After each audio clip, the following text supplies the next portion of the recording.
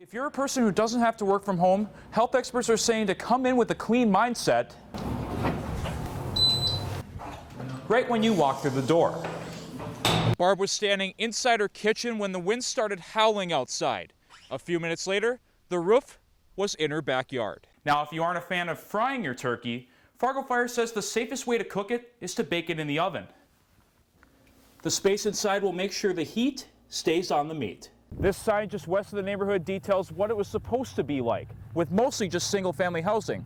And just to the west of that is 40 acres of empty field, where city developers and planners are thinking about adding multi-family housing. The doors leading to 2 washing stalls at Whale of the Wash are now blocked off by orange cones because the wall in between them came down. Now, I spoke with the owner today, and he tells me in all of his years of working with car washes, he has not seen anything like this. Doctors say there's no safe way of falling on the ice to avoid getting hurt, but putting your hands out before going to the ground can lessen the chance of you getting a serious injury. For people living on Golden Lake, it's a calm after the storm. For Barb Dockin and her family, last night's rapids were raging. It looked like waves on an ocean, and then all of a sudden I looked out and it was completely white. Barb was standing inside her kitchen when the wind started howling outside. A few minutes later, the roof was in her backyard. According to the National Weather Service, 72-mile-an-hour winds blew through the lakeside and literally blew Barb's roof off. She says she had to scramble to find a safe place. I thought the whole building was going to crumble down on me, and then I thought if I go down in that shelter, it might start on fire and I'll never get out. The tree outside of Barb's cabin came out of its roots, along with many others along the lakeside. The wind also tipped pontoons over on their sides, with one landing on top of a jet ski. Emergency crews say they've never seen this much damage during any storm. Trees down, it's typical, but we have never had roofs completely tore off of houses before out here at the lake. Barb and her family have been working on this cabin since her parents died about a year ago. She hopes the storm won't force them to start over. Mom and Dad built this cabin, with their own 2 hands, and we're really attached to those memories and hope to restore it. In Golden Lake, Tanner Robinson, WDAY News.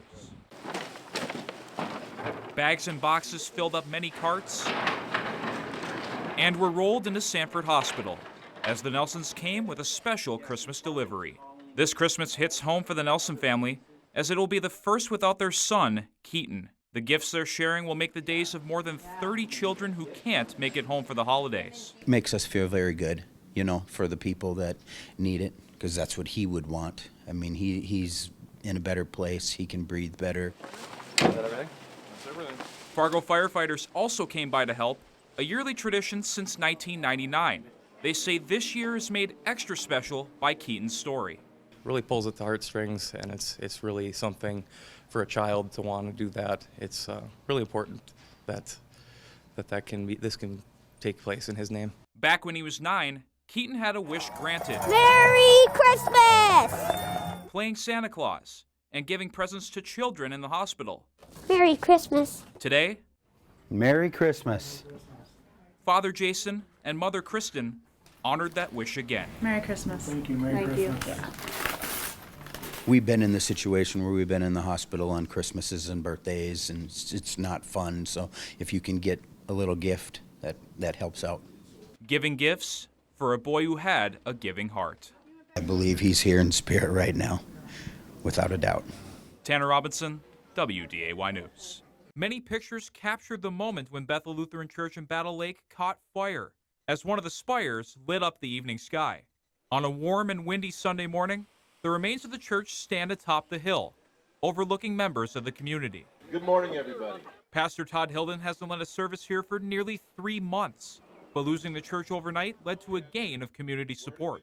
It's hard to look, but we needed to gather together and be together as a church family. Songs were sung, God is love, God is love. and encouraging words were said. You are here today because we won't let a fire stop us from believing in Christ Jesus our Lord. As generations of families who have gone to this church for years start to spiritually heal. This is a place you grew up, a place you came every Sunday, a place where your children grew up in the same place you did. It's just hard to grasp.